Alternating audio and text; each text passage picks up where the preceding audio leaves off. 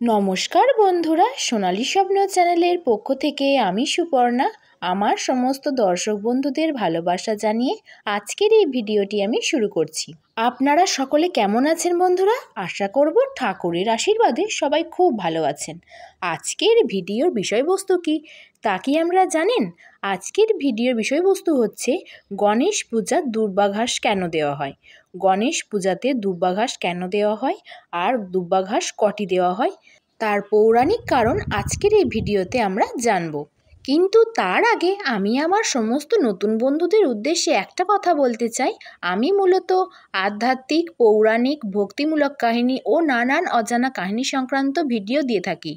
আমার ভিডিওগুলি যদি আপনাদের পছন্দ হয় তাহলে বন্ধুরা প্লিজ আমার চ্যানেলটিকে সাবস্ক্রাইব করে পাশে থাকা বেল আইকনটি প্রেস করে অল নোটিফিকেশানটি অন করে দেবেন, যাতে আমি ভিডিও আপলোড করলেই আপনারা ভিডিওটির সঙ্গে সঙ্গে পেয়ে যাবেন। চলুন তাহলে ভিডিওটির মূল বিষয়বস্তুতে যাওয়া যাক। দুর্বা ঘাস ছাড়া গণেশ ঠাকুরের পুজো করা উচিত নয়। এর পৌরাণিক কাহিনী হলো, গণেশ ঠাকুর একদিন বেজায় গভীর ধ্যানে মগ্ন ছিলেন। সে সময় এক সুন্দরী কোনো এক অজানা কারণে গান গেয়ে দেবকে বারবার বিরক্ত করছিলেন। এক সময় সহ্য করতে না পেরে দেব সেই সুন্দরীকে ডেকে পাঠান। জিজ্ঞেস করেন এমনটা তিনি কেন করছেন। উত্তরে সেই রমণী জানান তিনি গণেশদেবকে বিয়ে করতে চান। কথাটা শোনা মাত্র গণপতি বাপ্পা এতটা রেগে যান যে নিমেষে মহিলার সেই নিবেদনকে খারিজ করে দেন। এদিকে অপমানে আহত সেই সুন্দরী দেবের এমন ব্যবহার মানতে না পেরে গণপতিকে অভিশাপ দেন যে তার কপাল সারাক্ষণ জ্বলতে থাকবে। যেই বলা অমনি গণেশ ঠাকুরের কপাল ভীষণ মাত্রায় জ্বলতে শুরু করে দেয়।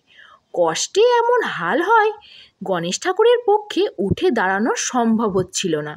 এমন সময় প্রায় ৮৮,০০০ সাধু ২১টি দুর্বা ঘাস নিয়ে গণেশ দেবের কপালে রাখেন। সেই ৮৮,০০০ সাধু সেই ২১টি দুর্বা ঘাস গণেশ ঠাকুরের কপালে রেখেছিল, সঙ্গে সঙ্গেই গণেশ ঠাকুরের সব কষ্ট দূর হয়ে যায়। সেই থেকেই এমন নিয়ম হয়ে যায় যে গণপতি বাপ্পার পুজোয় যখনই হবে তখনই দুর্বা ঘাস থাকা চাই। এই কারণেই তো গণেশ চতুর্থীর দিন ২১টি দুর্বা ঘাস সহকারে গণেশদেবের আরাধনা করা উচিত। আসলে এমন করলে গণেশদেব এতটাই প্রসন্ন হন যে ভক্তের মনে সব ইচ্ছা পূরণ হতে সময় লাগে না। সেই সঙ্গে সুখ ও সমৃদ্ধির ছোঁয়া লাগে পরিবারে। শুধু তাই নয়, আরও বেশ কিছু উপকার মেলে, যেমন দুঃখ কষ্ট সব দূর হয় এবং অর্থনৈতিক উন্নতি ঘটতেও সময় লাগে না। তবে গণেশ ঠাকুরের পুজো করার সময় দুর্বা ঘাসকে যেমন দেবের সামনে রাখতে হবে, তেমনি আরও কতগুলি নিয়ম মেনে চলা জরুরি। এদিন গণেশ ঠাকুরের পুজোতে লাড্ডু অবশ্যই দিতে হবে, কারণ গণেশ ঠাকুরের অতি প্রিয় লাড্ডু। আর গণেশ ঠাকুরের পুজোতে ভুলেও তুলসী পাতা দেবেন না। আর গণেশ ঠাকুরের পুজোতে তুলসী পাতা কেন দিতে নেই আগের ভিডিওতে আমি জানিয়েছি, আপনারা চাইলে ভিডিওটি দেখে নিতে পারেন। আজকের এই ভিডিওতে আমি আপনাদের সাথে আলোচনা করলাম গণেশ ঠাকুরের পূজাতে দুর্বা ঘাস কেন লাগে আর গণেশ ঠাকুরের পুজোয় ২১টি দুর্বা ঘাস কেন দিতে হয়। আজকের এই ভিডিওটি আপনাদের কেমন লাগলো প্লিজ কমেন্টে জানাবেন। ভিডিওটি যদি আপনাদের ভালো লেগে থাকে তাহলে ভিডিওটিতে একটি লাইক করে দেবেন, শেয়ার করে দেবেন। আজকের মতো এই পর্যন্তই। আবার দেখা হবে আপনাদের সাথে পরবর্তী নতুন কোনো ভিডিও নিয়ে। সবাই খুব ভালো থাকবেন, সাবধানে থাকবেন, সুস্থ থাকবেন আর আমার পাশে থাকবেন। টাটা বন্ধুরা।